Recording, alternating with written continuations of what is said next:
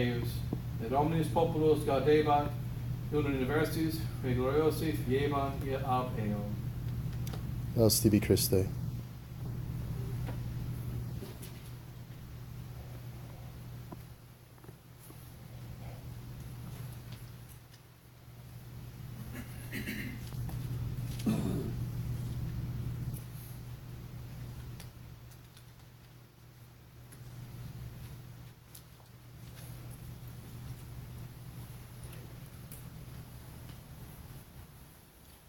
Today, the Ember Saturday in September, and we'll be back here again in Pittsburgh. And a few considerations in our little supernatural fight concerning the duties. What are the duties of a priest in the Society of St. Pius X in our present times? In the Father, and the Son, and the Holy Ghost, amen. This comes up from time to time. What are our duties and obligations in our present battle? You know that one of the arguments is that we, the Society of St. Pius X, we understand that the Superior, Bishop Fillet, is going to trying to bring the Society over to modernist Rome. He's trying to change the spirit and direction of the Society of St. Pius X. He wants us to be under modernist Rome, and he is losing or has lost the spirit of Archbishop Lefebvre. And so we can say that he is a rogue bishop. But he is just himself. He doesn't represent the whole Society of St. Pius X. He's the superior.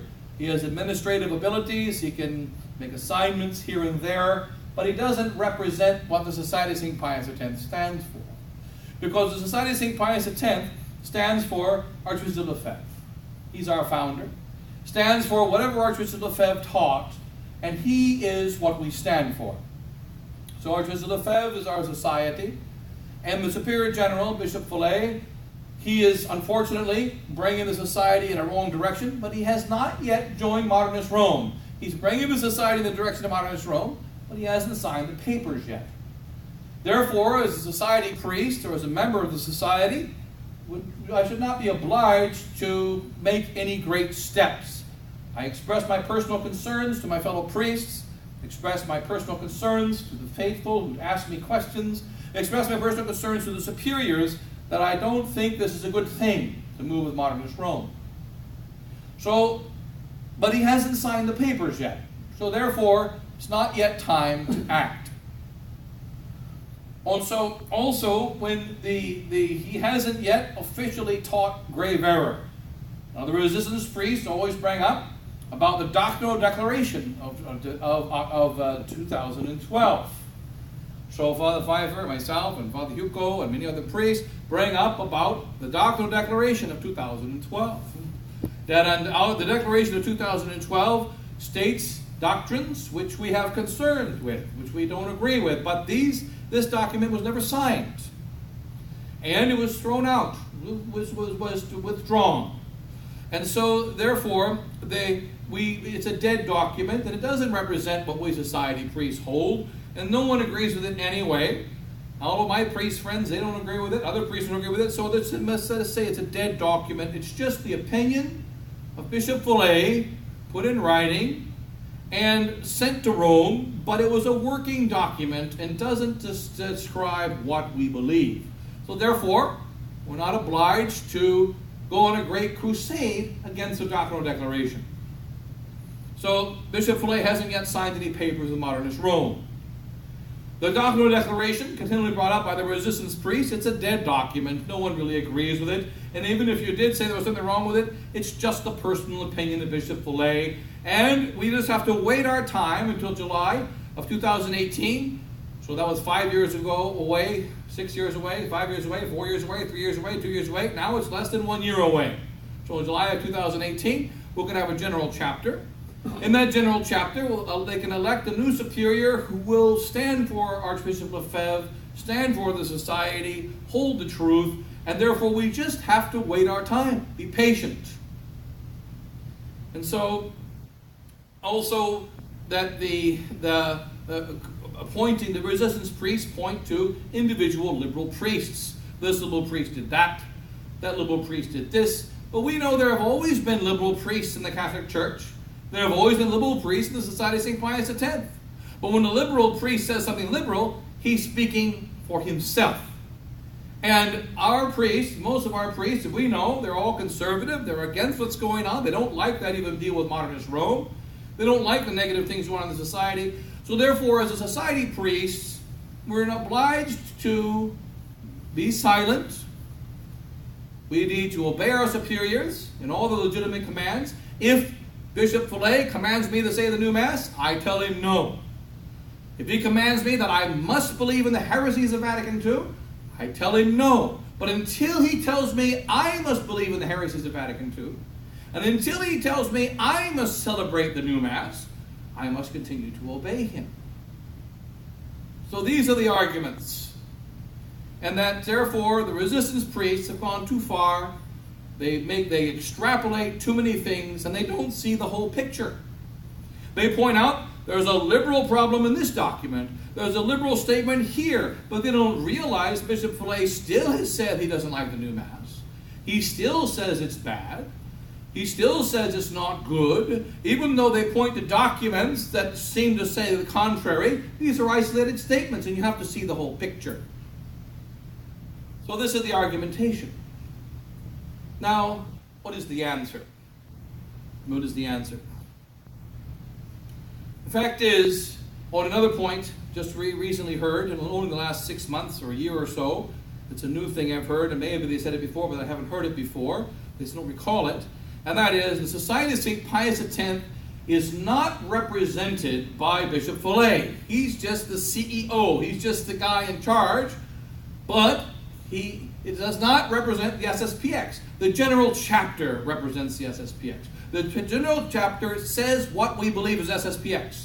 And if the SSPX is going to officially change its doctrine, officially change its position, it's going to have to be a general chapter that does it. And also, with this general chapter is going to, it hasn't happened yet, and the general chapter is the society. So these are some of the arguments we're dealing with. They come back time and time again. What's the problem with them?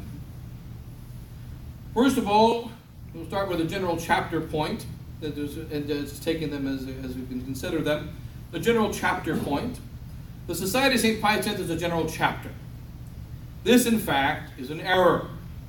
General chapter is a gathering of 40 priests, in our case of the Society of St. Pius X. Every order has a general chapter. The general chapter is a gathering. It's something like a conclave in Rome. Whenever a pope dies, there is a calling together of a conclave. Cardinals gather together. These cardinals gather together to elect a pope. The man they elect as pope, he's the head of the church. The cardinals are not the representatives of the Catholic Church. They don't tell us what we believe as Catholics. To say that is the error or heresy of a collegiality, that the College of Bishops makes the Catholic Church, and that we believe what the College of Bishops teach. If we take this error and apply it to the Society of St. Pius X, what do we have? The society is not what the Bishop Fillet teaches. It's not what the superiors dictate. It's not what the superiors and the bishops of the superiors of the society put in their official publications. It's the general chapter. This is the error of collegiality applied to the church, to the society. The general chapter is a gathering of 40 priests. In the case of the SSPX, the number can be different according to the religious order. They gather every so many years. In our case, 6 years or 12 years. They gather together to do what? To elect a superior every 12 years and to take an assessment of what's going on every 6 years. And they are called by the superior general. They can advise the superior general. They do not direct the superior general. They don't give orders to the superior general. They don't make decrees as to what the SSPX believes. And any decree the general chapter makes, which is not ratified by the superior general, is not SSPX, or any other order for that matter. Just like in a general council, we know that the church gathers together in general councils. We have 20 general councils in the history of the church. These general councils are not considered ecumenical councils, councils of the whole church, unless one man shows up. So some councils have 200 bishops, 400 bishops. Some councils have 5,000 bishops, some councils several thousand bishops, some councils 300 bishops, always many bishops, but the number varies. But there's only one bishop that matters, and that's the Bishop of Rome. If the Bishop of Rome goes to the council, it's an ecumenical council. If the Bishop of Rome ratifies the council, it's an ecumenical council. If the Bishop of Rome doesn't attend the council or does not ratify the council, it's just a bunch of bishops getting together and having a discussion and a couple of pizzas.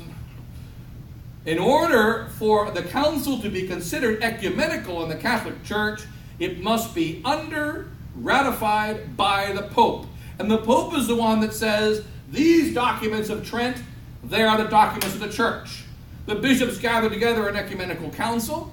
They discussed the decree on justification. It was ratified by the Holy Father. It's a teaching of the Church.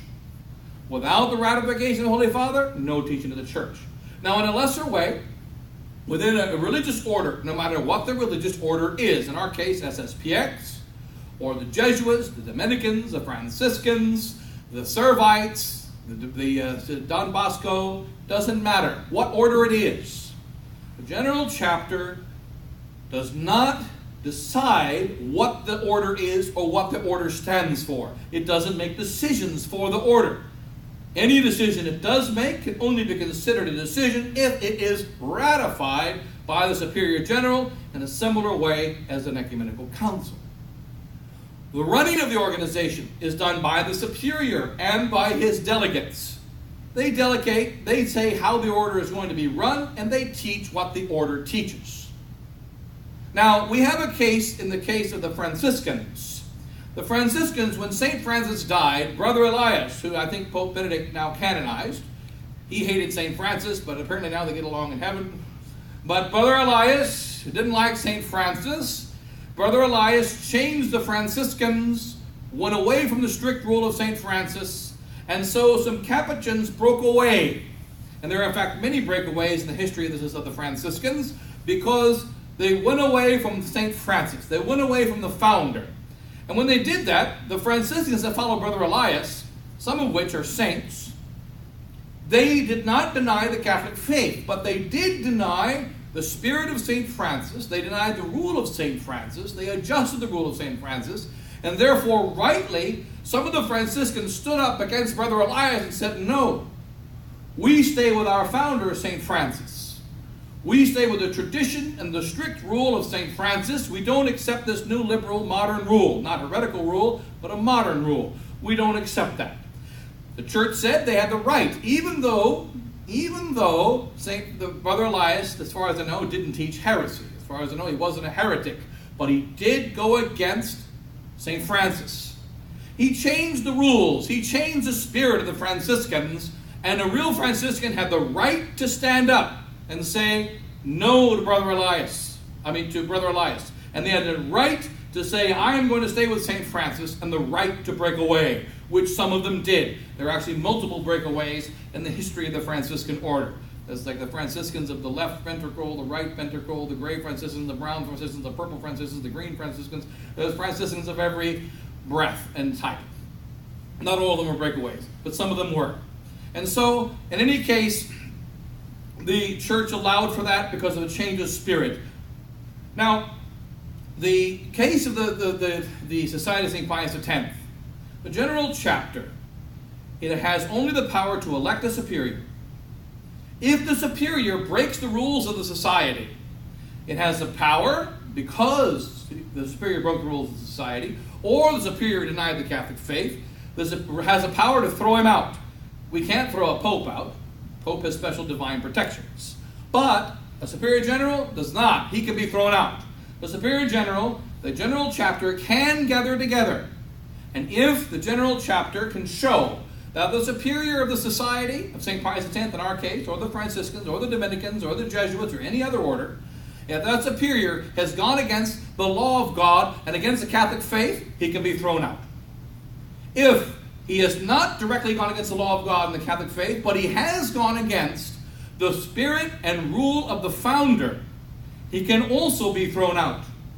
So there are two reasons he can be thrown out. One, because he's gone against the faith, which would apply to every superior of every single organization. Pope is the one exception, but everyone else can be tossed out. Now then the what do you call it? And then secondly, the bishop's the other exception. Bishop of the diocese can't be thrown out except by the Pope. But any other religious order, the superior can be thrown out. He's elected into his position of authority. He has a right to operate in authority under God, but if he violates the law of God, number one, if he violates the law of the order, number two, then the inferiors can gather together in a general council or a general chapter and toss him out.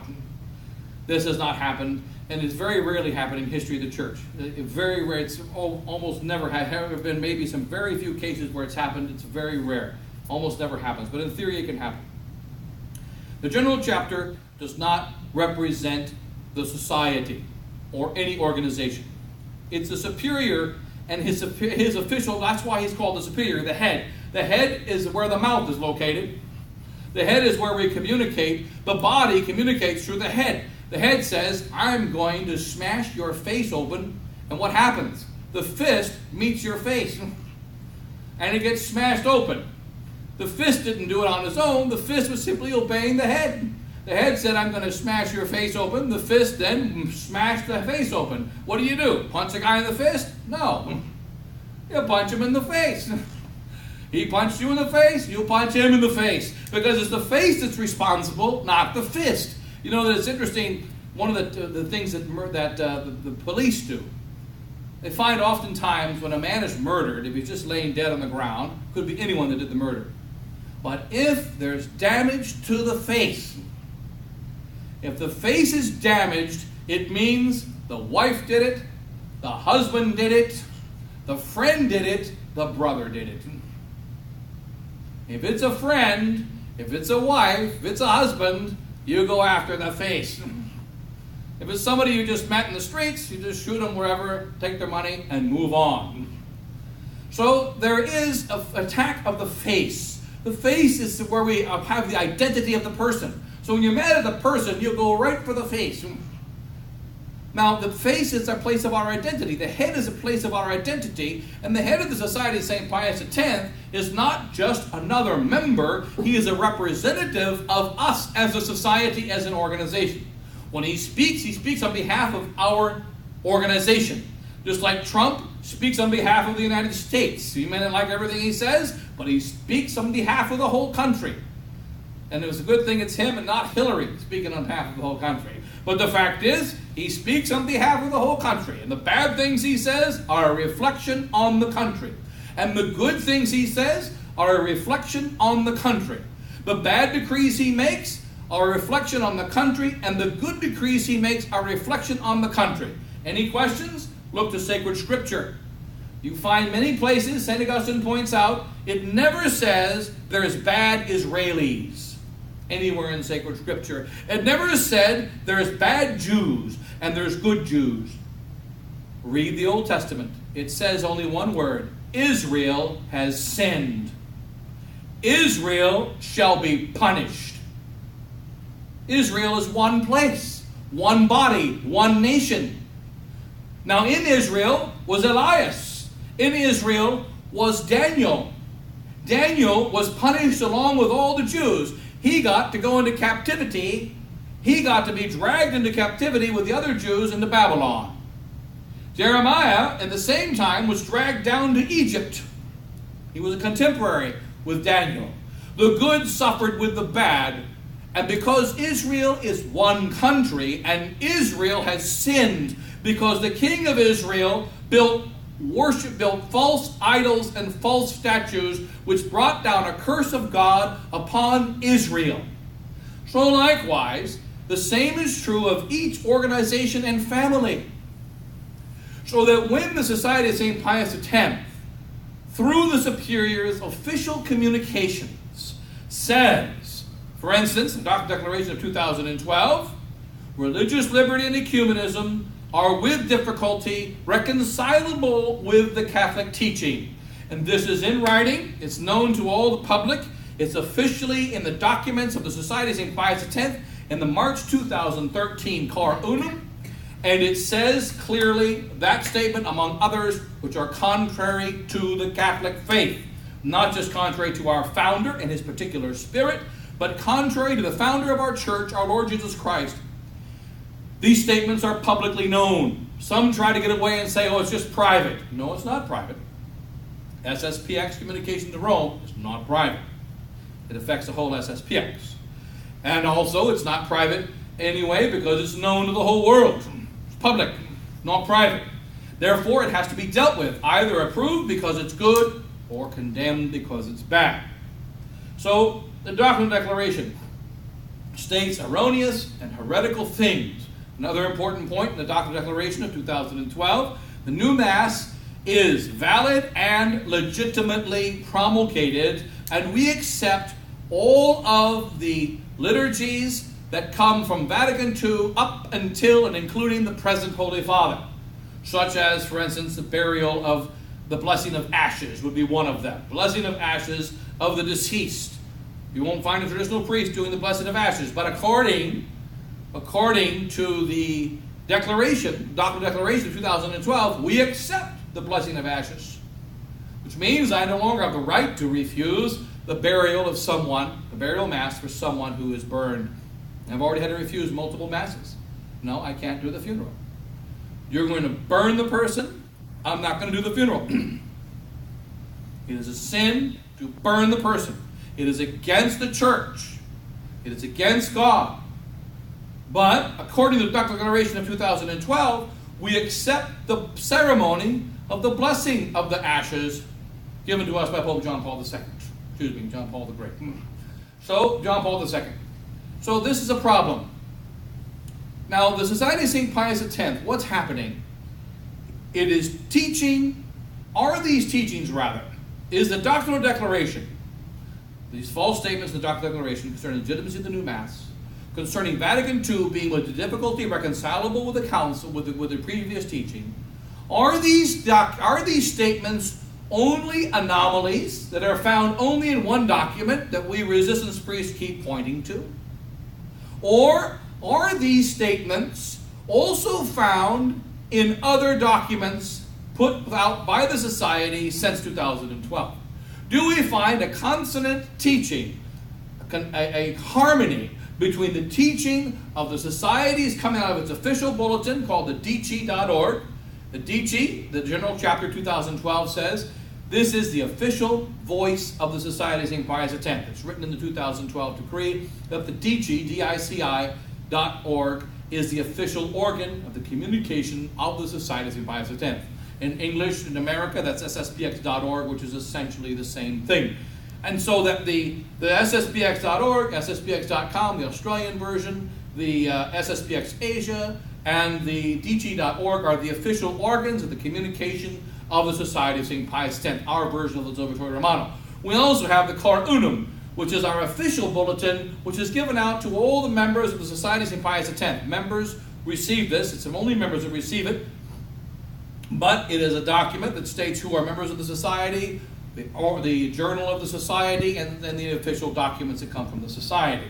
The Cor Unum has in it the Doctrinal Declaration of 2012. It is in the March 2013 Declaration, Cor Unum. In that same Cor Unum, there is an explanatory note given by Bishop Follet. In that explanatory note, which every member of the Society of St. Pius X should have on his bookshelf and has access to, a little bitty yellow document called Cor Unum, which is in English, French, and Spanish, and German, maybe in other languages, but it's at least in those 4 languages. And this journal available to all those who speak those languages at least, which should be every priest of the Society. One of those languages we can communicate in, and we have our official documentation given in these languages. It says in the explanatory note, March 2013, Bishop Follet says, everything contained in the Doctrinal Declaration is doctrinally accurate. He also says, we went as close to error as we could go without crossing the border. So you went as close as you could go. A bit like saying, you know, we went how much money do I steal before it's a mortal sin? $100. That's all. $99.99. I can still go to communion. $99.99. Oh, I'm okay. So how close can you go? How close can you go? Well, obviously we know as Catholics we're not allowed to do that. It's wrong to do that. But nonetheless, he still says that the doctrinal declaration is doctrinally accurate, no errors or heresies contained therein, even though he went as close to error as he could go. Now, this statement is either true or false. It turns out that it's false. It is not a statement just the Superior General in his own private opinion. Being included in the official journal of the Society of St. Pius X, handed out to all priests of the Society, it is known to all the priests of the Society, and it is communicated as what we believe. Remember, doctrinal declaration means declaration of what we believe. It has nothing to do with the consequences of the declaration. Consequences may be that we make a deal with Rome. Consequences may be that we don't make a deal with Rome. But we have a case of a doctrinal declaration. This declaration is false, erroneous, and heretical. Already we've asked many priests of the Society, myself, Father Hugo, what would you do if you had to sign this document or be burnt alive or roasted or killed by a magistrate? Only one priest said, I'd sign it right away. All the other priests said, I wouldn't sign it. Or they said, well, one of them said, I wouldn't sign it, but I could. If you wouldn't sign it because you could, well then, you just want to die because you like getting roasted? If you can sign it, sign it. If you can't, don't. But you can sign it, but won't? What does that mean? You're being threatened with death here. So, if you're being threatened with death and you can sign it, sign it. Being threatened with death and you can't, don't. So in any case, this document is a prop of faith. So therefore, what is the duty of a society priest? His duty, since the bishop is a communicator of what the society stands for, not the general chapter. Oh, it should be one of the elements to deal with. Bishop, Archbishop of Lefebvre. We stand for Archbishop of Lefebvre.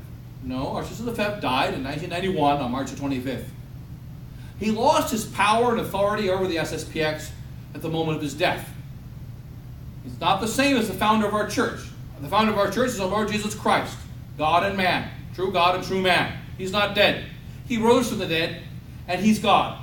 Right now, in his humanity, he is in heaven, body and blood and soul and divinity. He's also in the host, the tabernacle, body, blood, soul, and divinity. And he rules as a true, invisible head of the church right now. Hence, any command that goes against Christ must be disobeyed.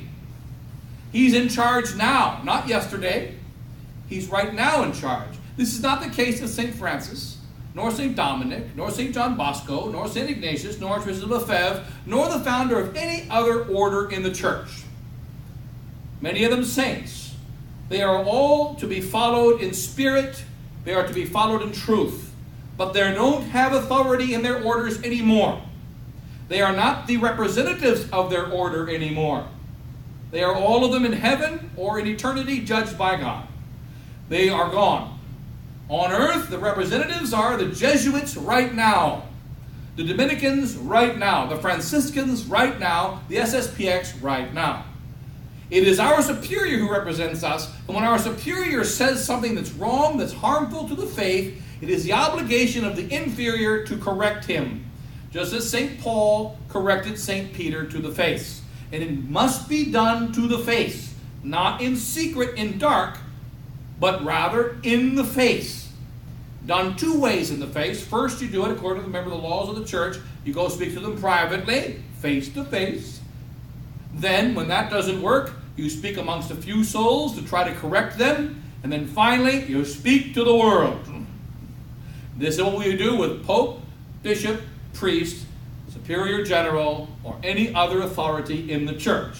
If the authority does not communicate the Catholic truth correctly, confuses the Catholic truth, thereby endangering souls, or speaks an error against the faith, it is necessary for the faithful or the priest or any of the subjects to say to them, I'm sorry, but this is incorrect, it's against Christ, it's against the founder, in the case of secondary things, against Christ, in the case of primary things, and therefore you need to change. So, therefore, what is the duty of the priest? He must speak out against the errors that have been communicated. Now, what if he's in error? What if he's making a mistake? The obligation still stands. If you believe that the deal with Rome is harmful to the faith. Already many priests have told me within the Society of St. Pius X that are still on the inside, they believe a deal with Rome is a compromise of faith. They also say that they believe the deal with Rome will cause grave harm to the souls entrusted to our care, and if the deal with Rome goes through, at that moment they will stand up. What are their obligations before that moment? Let's suppose that there is a man who is now running through that door, and he is running towards this wall at 75 miles an hour. You tell him, right now you're really healthy. But that's a concrete wall with punji sticks sticking out facing towards you. If you continue at your present velocity at that particular angle, you're going to be really unhealthy. And probably dead in a matter of moments, and I'm going to have to clean up the mess. I don't really want to clean it up. So can you please stop? That's option one. The other option is he's healthy, he's running. There's no sin about being healthy. He's running. There's no sin running. He's running at 72.7 degrees northwest. Or whatever. That's not a problem. It's northeast. So it's not. That's no problem. What's the problem? Now, when he runs in to the punji sticks, I'm calling a doctor. When he runs into the punji sticks, I'm going to try to pull him off the punji sticks. And when I find out he's dead, I'm leaving. What are your obligations? Supposing that it's actually the road runner who's running towards the punji sticks. What happens to the road runner when he hits punji sticks? He goes right through it. It's the coyote that has a problem. So if the road runner is running toward the punji sticks, it's no problem. He's going to go right through it. But behind him is a coyote. You need to warn him. He's the one who's going to have a problem when he tries running through those punji sticks and running through that wall. So, but the thing is, even if you're mistaken, it's actually the road runner, and the road runner is going to go right through it without any problem, you still have an obligation, even though you're mistaken, to say, look, road runner, you're going through a concrete wall that's painted like a cave. The wolf pulled the trap on you. And that the coyote pulled the trap on you. Don't do that, because you're going to smash yourself against the wall. You have an obligation before God to warn the road runner, even if you're mistaken. And so, do you really believe that the personal prelature is against God? Do we really believe that it's going to harm souls? Do we have good reason to believe that? Then we have an obligation to tell the faithful and to tell the superiors and to communicate publicly that we disagree with this personal prelature and that it's going to harm souls. And if we don't do that, we actually go against our own conscience and duty as priests, even if mistaken. And maybe Bishop Flay is like the road runner. He can go straight through the wall and no one else can. But even if he is, we don't know that. And we have to say, no, you can't do that. So if you believe the personal prelature is harmful to souls, will cause destruction to the souls in the church, and will be a compromise of faith, then it's an obligation, even if you're mistaken, it's an obligation to speak out. This is the reason why Archbishop Marcel Lefebvre, the former superior and founder of the Society of St. Pius X, when he had priests stand up against him in 1987 and say, I'm sorry, Bishop, but I think you're wrong by consecrating these 4 bishops. I believe you shouldn't do it. And I'm telling the people that we shouldn't follow you if you do that. He did not punish them. He did not expel them. He told them, if you really believe what I'm doing is wrong, and you really in your conscience believe it, you're wrong, you're mistaken. And I explained to you why you're mistaken. But if you really, really believe that, then you have to follow your conscience. And you can go out. But he did not punish them for disagreeing with him about the consecrations. He allowed them to communicate that they did not agree with the consecrations. And he did not punish them. And at the time of the consecrations, they had to make a decision. The vast majority of them followed the archbishop. Few of them left. He did not condemn them for speaking out. He didn't even condemn them directly for leaving. He condemned them for doing wrong, objectively wrong. Their hearts were maybe good. Their hearts were maybe pleasing to God. They maybe meant well. But what they did was wrong and harmful to souls. And therefore, he said, the Fraternity of St. Peter, formed after, at the end of 88, was formed by nice men, wonderful men, well-meaning men, perhaps. But it was a betrayal of Catholic tradition. And those that follow it betray Catholic tradition. And they betray the Catholic faith and are harming the faith. Therefore, he condemned it without condemning the individuals. He condemned the Fraternity of St. Peter absolutely, completely. He even said, they have betrayed us, they have betrayed us, they have betrayed us. Always making it clear, because they've changed the faith. Because they've gone away from the divine truth, and they're leading souls astray. They might mean well, they may not mean well. So what is the duty of the society priest? First, he has to know what the truth is. We were taught it in the seminary. He has to then communicate that divine truth. When he sees the truth being communicated other than that, or a truth which leads away from the truth, communicating in a fuzzy way that will cause people to be confused and thereby eventually leave the truth, the priest must condemn it. He must condemn it, and it must be done publicly. If he doesn't do so, he fails in the fulfillment of his duties. Now, the priest may not understand. He may be confused. God will judge him. We don't know the inside of the heart. We assume they all have good hearts. But what they're doing is not right before God. We have 50 years of the Vatican Council II behind us. And in these 50 years, which priests solidified the council? Not the liberals. It was the conservatives. Without EWTN and Mother Angelica, the Catholic Church would be infinitely smaller in the U.S. than what it is now. In fact, throughout the whole world. But Mother Angelica, though she had a good heart, was a good woman. She kept souls in the Novus Ordo. She kept many souls away from the truth. She kept the Novus Ordo Church alive, a dying church. If there were not Mother Angelicas and there were not conservative priests, the Novus Ordo would have died 20 years ago. Finished. But because of conservative priests, it has been able to barely stay alive. So the same thing is happening within the SSPX. If all the priests in the SSPX were very open in their complete following of the liberal direction of the society, it would be more obvious to souls, we can't go along with this.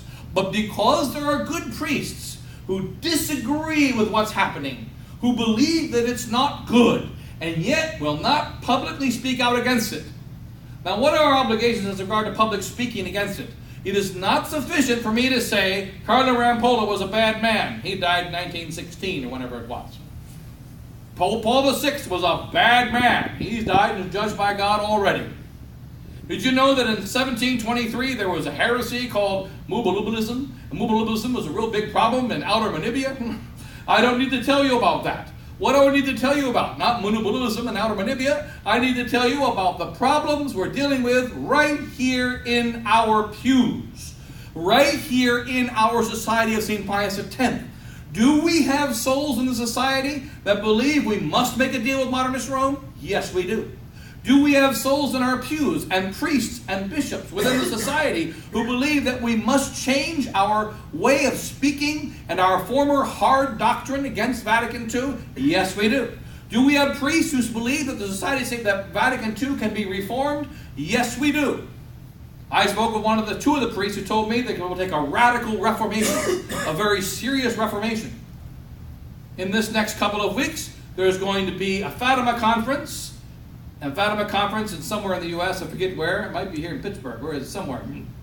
And in that Fatima conference, there is Father Luke, SSPX priest speaking, Fraternity of St. Peter priest speaking, and an Institute of Christ the King priest speaking, and Chris Ferrara, and so on, all across the board.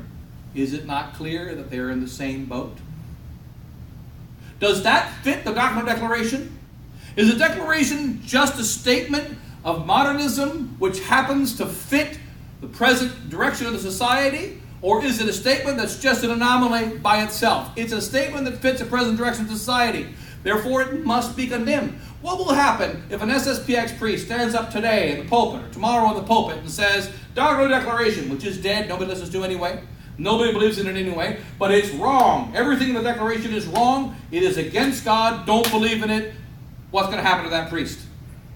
There's a song about it. We mentioned it many times. Requiem aeternam. He's dead. That's what that's the proper tune that will be played if the priest says that. Except he may not get the funeral service. He'll just get killed. Exit the service. Forget the service. So they're just going to kill him. They're going to wipe him out. This is the reality. This is the reality. So Either there is an objective problem, or we just believe there's a problem. In both cases, if I have good reason to believe there's a problem, and we all claim we do, and there's an objective problem, either way, we have a moral, personal obligation to speak out against it. Then we can be corrected, we can be amended, or they can amend their own situation. Furthermore, we have to remember, the Society of St. Pius X is an order in our Holy Church. It is not the Church itself. The Church shall survive until the end of time. The SSPX need not survive until the end of time. Maybe our Lord will allow it to survive until the end of time, maybe not. But we must speak out against the errors. And then they say, well, all the priests I know are against it. Well, if they're against it in private, do you not know that in every diocese there are many priests against Vatican II? In almost every diocese, can't say every diocese, but in many dioceses there are priests against Vatican II. There are priests that don't like the new Mass, priests that don't like the modern teachings. And guess what? They're still in that system. Therefore, they're not going to be blessed by, they're not doing good for souls. Even if they mean well, they're not doing good for souls. In any case, the duty of the society of priests, stand for the truth, communicate it clearly, condemn the errors, not the errors of Vatican II in a remote way, but the errors of Vatican II within our society, and then there will be a correction. And if not, they'll be kicked out and we'll move on with life. And then we'll be able to continue the work of the society. In any case, we better close it at that. And God bless you all then. In the name of the Father, and the Son, and the Holy Ghost. Amen.